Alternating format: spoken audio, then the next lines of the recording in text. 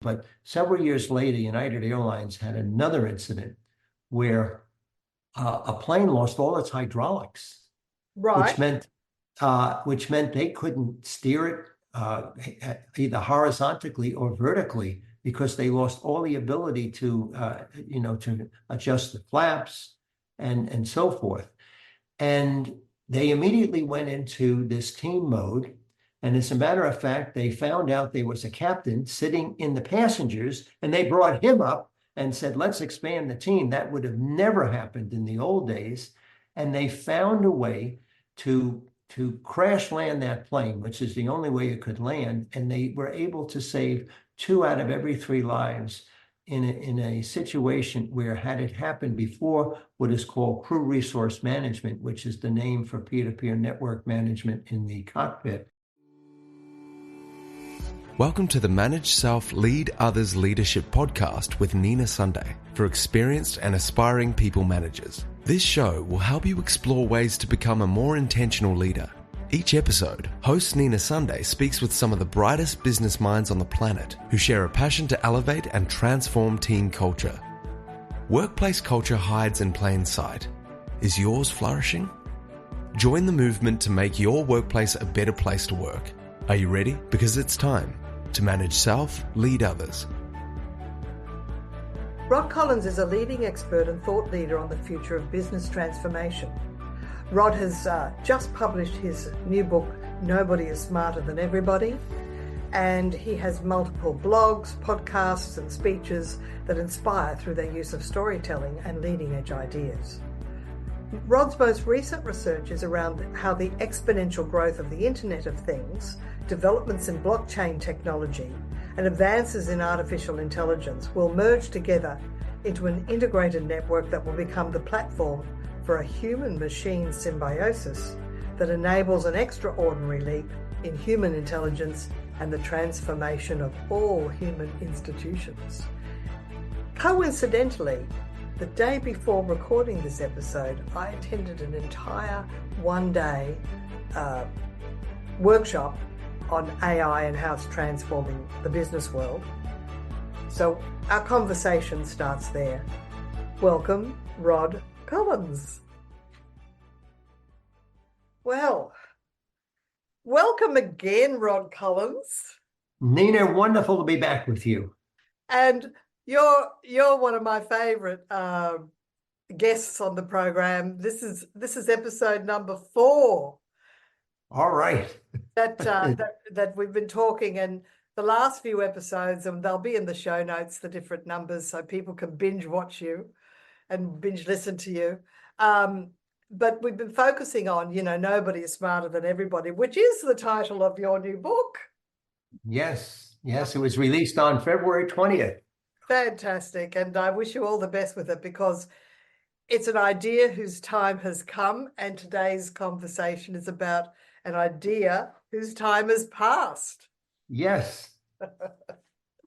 And we're going to talk a little bit about how command and control is so yesterday. And here's the thing, Rod. Yesterday, I spent an entire day finding out about AI. And the finer points, it's not just about having a free ChatGPT account. It's way more than that. And you've got to keep up. And I'm going to start with a little quote about AI, but it's going to have relevance to what we're talking about hierarchical management. Okay. Seth Godin quote: AI is the biggest change in our world since the invention of electricity, a bigger change than the internet. Let that sink in for a moment. If you're not using it for half an hour a day, you don't understand, and you should. You need to put it on your calendar and go use it. Talking about this model in the context of AI might be a good thing for us to do today. Well, if companies or CEOs are still making decisions like vetoing their team's decision, right? Mm-hmm. They're making one person at the top making the final decision. And if they think they can continue to operate the same way they did, it's not even 5 years ago, the same way they did 1 or 2 years ago. AI, if Seth Godin is right, and he's pretty right about a lot of things, if it's bigger than the internet and it's about as big as the invention of electricity, we got to get on board, and we got to rethink everything, including decision making. I would agree with him, and let's talk about this new management model in the context of AI, because I would suggest we don't have artificial intelligence today. What we have is artificial information. Correct. And look at the problem that Google ran into and had to pull back its AI application.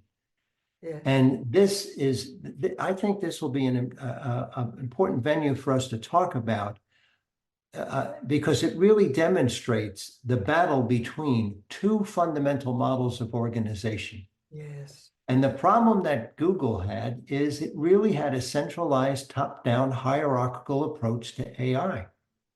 And if you do that, you're going to bring in all the problems that top-down command and control structures have. They are designed to leverage the individual intelligence of the elite few. That's what command and control is. They have coercive power, the ability to force people to do what they otherwise would not do. I think the problem with Google's first application of AI is it represents just one point of view. One might argue an elite point of view. Can I just ask, is that Google Bard? I'm sorry? Is that Google Bard? I think it's Google Gemini was released last weekend. Yes, and yes, it was name. pulled back. It was pulled back. And it's interesting that Google should find itself in this spot because 25 years ago, Google was a leader in the other form of social organization, which is the peer-to-peer network.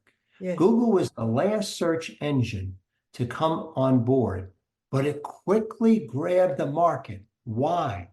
Because it leveraged the collective intelligence of all the users, no matter what their perspectives, to rank the pages. And it really is most people's first experience of dealing with the capabilities of collective intelligence. And I would argue it is collective intelligence, not AI, that will be the great game changer. Right. Now, if AI down the road, and I believe right now we have artificial information systems because they're being structured in these hierarchical structures. If we build AI in peer-to-peer network structures along the model that Google originally had for its search engine, then we're going to be tapping into the collective intelligence of everyone. And if we can do that at incredible speeds, this is where Seth Godin is correct. Then we truly will have artificial intelligence because it'll be leveraging the collective intelligence of all of humanity. And if it can do that at rapid speeds, it's going to take us to a higher level of intelligence. One of the points that I make in the book, Nobody is Smarter Than Everybody, which is the design principle of this peer-to-peer network, in contrast to the design principle of the top-down hierarchy, which is to trust authority. And right now, I think many of our listeners don't trust authority, and they're coming up with many reasons why they shouldn't. And as we look forward to AI, AI will be transformative once we use collective intelligence mechanisms to gather all the intelligence that's out there. When we do that, we truly will have AI. And when we do that, I think humanity itself can evolve to a higher level. But if we don't use the peer-to-peer network, if we stay stuck in centralized hierarchical structures, then we're going to leverage the intelligence of an elite few along with all their biases, and we will not have very smart information. And that's kind of a pivotal crossroads, and AI is going to be in the middle of it. Absolutely. You did send me a chapter, which I actually printed off because, I can make notes on paper and refer to them. And you gave a few examples of where command and control hasn't worked, and you actually gave us a historical context around, some of the early thinkers being Taylor and then Fayol. Is that how you say it? The French guy. And then Yes, you gave us the example Henry of Fayol. Yeah. and the anecdote around Blockbuster, where Yeah. the management consultant was saying you can create better customers if you stop charging them late fees and making them angry. And they were so hostile, the elite management that were listening to his proposal was so hostile to the fact that they'd be losing profits from late fees that this consultant actually said, "Oh, I'm really sorry, and I won't charge you. I apologize for wasting your time." And it was the guy was definitely on the right track. It's unbelievable. And then I think the ability, the lack of acquiring Netflix was the decision of one person at the end of one meeting. Yes, it may be. So for our audience purposes, they may be surprised to find out Who's that Blockbuster? roughly about 25, 30 years ago, the co-founders of Netflix, who were like $55 million in debt, met with the CEO of Blockbuster and offered to sell themselves. And on that day, Blockbuster was worth about $6 billion. With 9,000 locations, a store, video store. Now, this shows you the dangers of leveraging elite intelligence, because John Antioco, who was the CEO, had an unconscious bias. One might even argue a conscious bias. He said streaming will never affect our industry. And because he had the unilateral authority to make decisions, and he made the decision not to purchase Netflix, he did two things. One, he passed up a 50-fold growth opportunity, because at the end of, I think, 2021 or 2022, Netflix was worth $300 billion. And the other thing that happened is they gave up the opportunity to be what Netflix is today. One of the things that happens when you leverage collective intelligence is you are better poised for innovation, because when you are aggregating the thinking of everyone, the innovators will come in with new ideas that oftentimes challenge the way things are done. That's what happens when the co-founders of Netflix are sitting down with the CEO of Blockbuster. But if a team had made that decision in Blockbuster, rather than a single individual, perhaps they may have thought again and made the purchase. And if they did, Blockbuster would be the big name in entertainment, not Netflix. I can't overemphasize enough the importance of understanding that the highest form of human intelligence is our collective intelligence. And in order to tap into that, and this will be important as we build AI, you must have the four factors that James Sorowicki identified in his timeless book, The Wisdom of Crowds. Right. You must have diversity of opinion. And right now in the Western world, diversity of opinion has never been at a lower ebb point. Second, you must have independent thinking. People have got to be able to express their opinion without fear of retaliation. In other words, no censorship. Censorship makes us dumb. Yep. Not having censorship is the pathway to intelligence. The third thing is you need local knowledge. People close to processes, people close to customers in the business context. And of course, the other example in this chapter is about airline hierarchy. The captain is always right. Well, this was the flight of United 173. It's a story I tell in the book. It forever changed commercial the commercial airline industry. What the NTSB team discovered as they listened to this is the whole principle of trusting authority, which is the foundational principle behind the top-down hierarchy, was badly misguided, because the captains believed, as you described, I got everything under control, I don't need any input. And that's exactly what happened on this flight. And what the NTSB team recommended, and United Airlines was the first to implement, but all the other world airlines followed suit, is they transformed the management model into the peer-to-peer network. So now the captain is a facilitator, not a dictator. Now everybody is free to express their opinion without fear of retaliation. You want to invite diversity of opinion. And through the course of their conversations, they were able to aggregate their knowledge. It's interesting. I don't tell this story in the book, I don't believe, but several years later, United Airlines had another incident where a plane lost all its hydraulics, Right. which meant they couldn't steer it either horizontally or vertically because they lost all the ability to adjust the flaps and so forth. And they immediately went into this team mode. And as a matter of fact, they found out there was a captain sitting in the passengers, and they brought him up and said, let's expand the team. That would have never happened in the old days. And they found a way to crash land that plane, which is the only way it could land. And they were able to save 2 out of every 3 lives in a situation where, had it happened before, what is called crew resource management, which is the name for peer-to-peer network management in the cockpit, everybody would have died because no one person could have figured out what needed to be done. And it's interesting, when Captain Al Haynes, who was the captain of that second flight, was interviewed, they said, how were you able to take this crippled jet and it crash landed in such a way that 2 out of every 3 people survived? And without missing a beat, he said, oh, crew resource management. If we had not used that approach, we could have never gotten this plane on the ground in such a way that we could save most of the lives.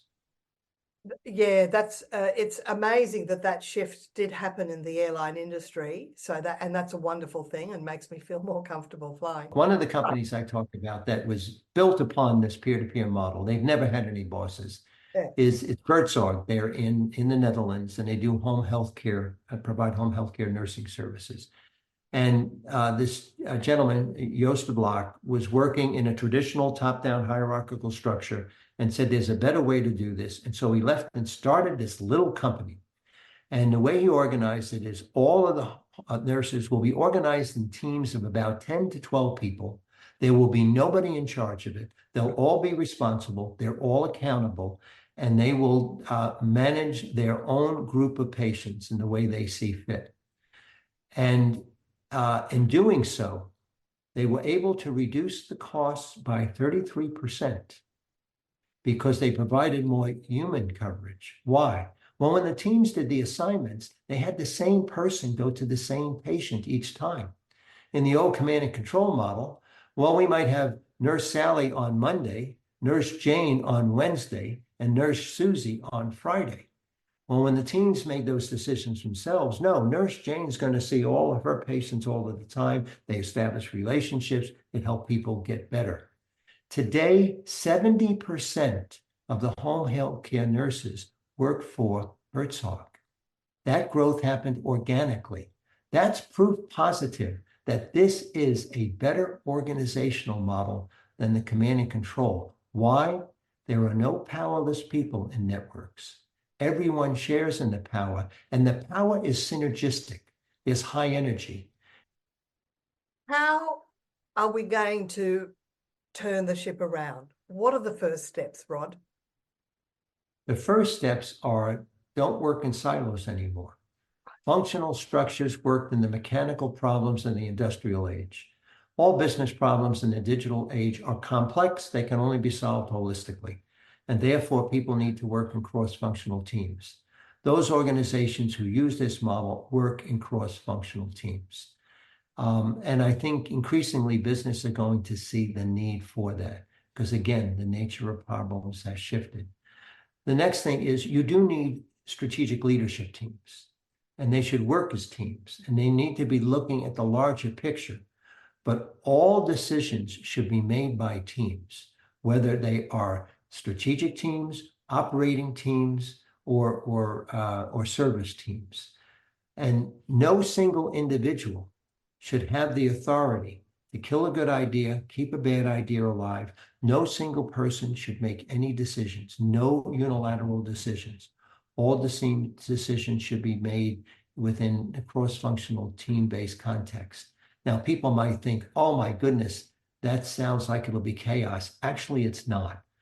Teams make decisions faster than silos do because you don't have to run things up and down a chain of command. And when you're solving problems with holistic teams, all the things you need to take account of are rapidly identified and handled so that rework goes down. It's another reason why Birdsong cut its costs by a third. And you're a former CEO of Guild, is that right? What was the name of your company? I was the chief operating executive of the Blue Cross Blue Shield Federal Employee Program in the United States, which was a business alliance of 39 separate companies. So with necessity being the mother of invention, we were leading a network and we had to learn how to do that. And in so doing, we turned around our business and it resulted in the single largest 5-year growth period in the history of the business. Again, another demonstration, it's a better model. And what inspired you? I mean, in the past, we talked about the example of the Gore company that make Gore-Tex, but what was the trigger for you to kind of move from command and control and hierarchy into this peer-to-peer approach? It's actually a story I tell in the book. It goes back to when I was in college. Tell us. I took a course in social psychology, and the first day we showed up, there's 200 students in the classroom, and the professor says, this is the last class you'll need to attend. If you don't want to attend any more classes, that'll be okay. The test will be on the books. So there'll be nothing on the test that's not in your books. And that'll be half your grade. And then he said, listen very carefully. The second half of your grade will be based on your participation in a simulated society weekend in October. And if you don't show up, you'll get an F.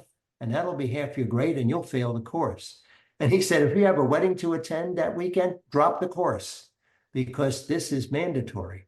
Anyway, when I showed up on the weekend, we were actually divided into 2 groups because the ideal size is 100. We had to fill out a questionnaire in advance. And I remember doing this. We were asked, what motivates you? Achievement, affiliation, or power?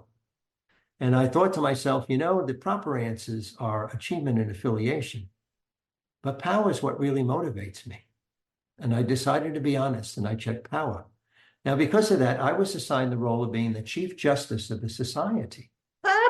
And so when I show up, okay, they went over rules with us that, for example, no more than 50% of people could be in any one of the 4 rooms that made up our society. We were constantly presented with problems. And it turned out the 2 most powerful roles were the Chief Justice and the President of the Society. And the President of the Society and I found out very quickly we had a similar approach to the exercise of power. And that is people should be free to do whatever they want to do as long as it's not at the expense of others. Right. And so let them gain all the wealth that they can as long as they're contributing with wealth. And so the 2 of us made decisions accordingly. And I always remember we got to the, and it was interesting to me how quickly people initially were trying to, garner things to their advantage, sometimes at the expense of others. But with the 2 of us in this position, guiding it in a direction that you can advance your own interest as long as they're not at the expense of others. When we got to the second day, somebody proposed, we need to finish this thing with a party. And it turned out our 4 rooms were actually 2 rooms on each side of the hall with a movable divider. So we said, we'll get everybody into one side, we'll pull back the divider, we'll have a party. And so the Supreme Court looked at it and said, there's nothing in the rules that says we can't do this. And the monitors were like, no, you're not allowed to do this. And I remember saying, show me in the rules where it says it couldn't be done. And they said, we can't. They said, will you postpone your decision for 20 minutes while we get the instructor, the professor who's over with the other group? 15 minutes later, he walks in the room and he says, you're going to have your party. And he says, after we have 30 minutes reflecting on this experience and you've earned your party, he said, you have accomplished what less than 5% of the society's accomplished. which is a fully functioning society. And in this society, we were periodically measuring our metrics as a society, and it was growing. It was socially cohesive. And what I learned out of that is there's two forms of power. There's coercive power and there's synergistic power. Coercive power is when people grab things for themselves at the expense of others, and they will lie, cheat, and steal to get what they want. We see that a lot in politicians. But synergistic power is a higher form of power. It is power with rather than power over. And it is setting up structures so that people can exert power to the fullest extent they can, but not at the expense of others. Which is why Chris Rufer, who is the founder of another company I talk about in the book that uses the peer-to-peer model, his foundational principle is no single person shall have the authority to coerce another person or their property. This is what we were doing in the simulated society. It forever changed my approach to management. And from the very first managerial job I ever had, I took this philosophy into it. And it helped me. I mean, I eventually became the chief executive of a $19 billion operation where we used this approach, again, to accomplish the single 5-year growth period. And so power isn't corruptive, it's coercive power that is. Synergistic power actually enhances humanity. It doesn't decrease it. And it's wonderful that you had that experience as the chief executive officer of Blue Cross and Blue Shield. Blue Shield. Yes. Yes. The federal employee program. So it was a particular program in America.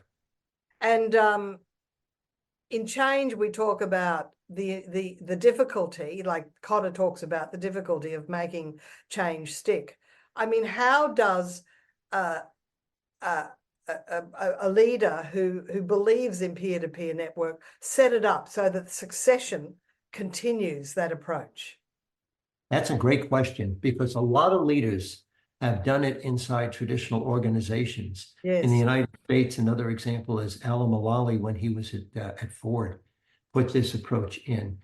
And if you don't eliminate the hierarchical structure and all of the titles and all of the positions, then the next leader can come in and say, well, that was a management style. I'm here now. Now we're going, and so one of the things I talk about in the book, if this is going to last, you have to set up a management system. It can't just be a management style. Right. And that's a really good distinction.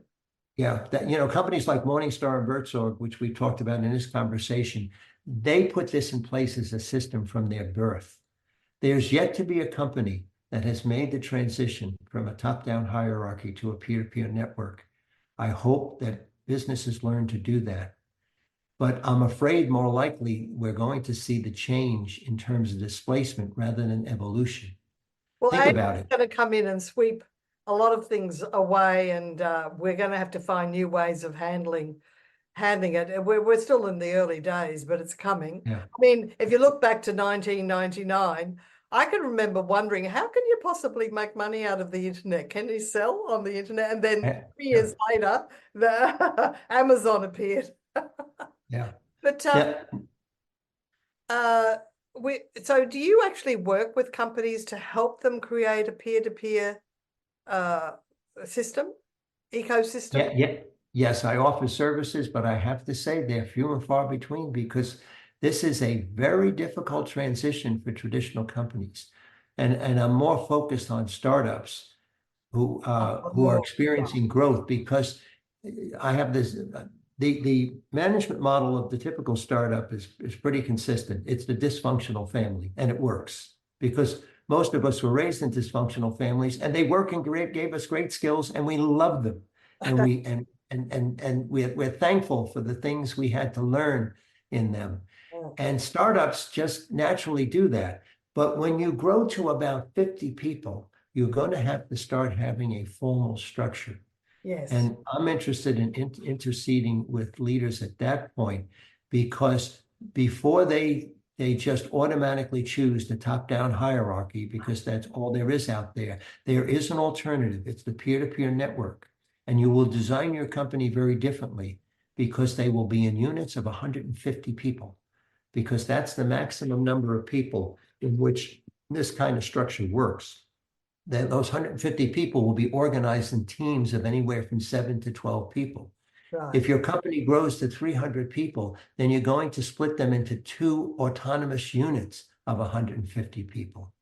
People may be able to move between the units if they, if they find work, if a project ends in one. So there's a lot of freedom of movement, but those numbers are very important: 150 and then 10 to 12.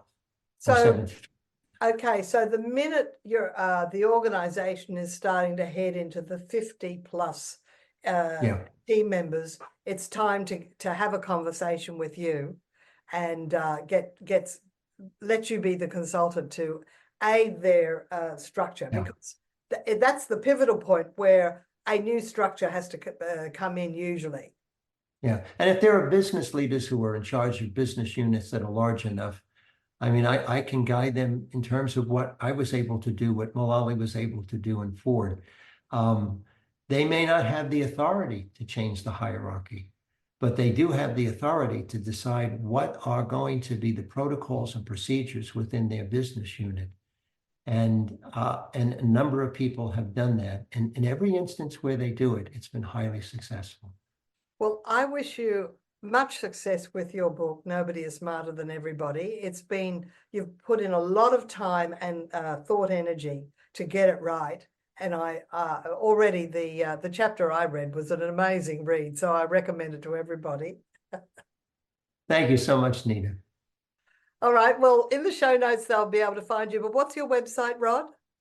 My website is Rod Collins. That's RODCOLLINS.net. Fantastic. And although you're in Texas, you work globally with anybody around the world? Thanks to Zoom, that's possible.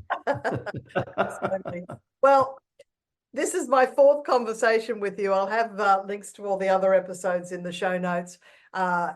Each episode kind of handles a different aspect of this peer-to-peer operating system.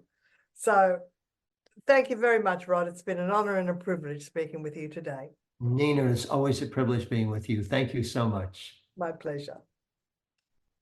This episode, I was speaking with Rod Collins, author of Nobody is Smarter Than Everybody and a thought leader on the future of business transformation.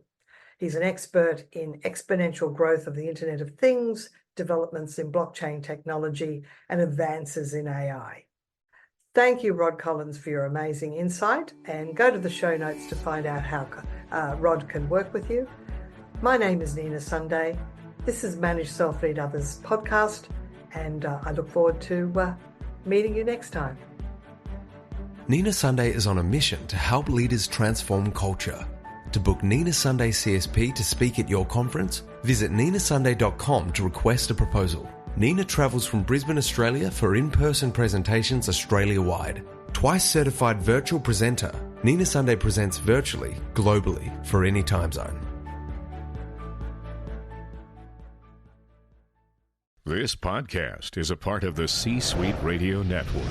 For more top business podcasts, visit c-suiteradio.com.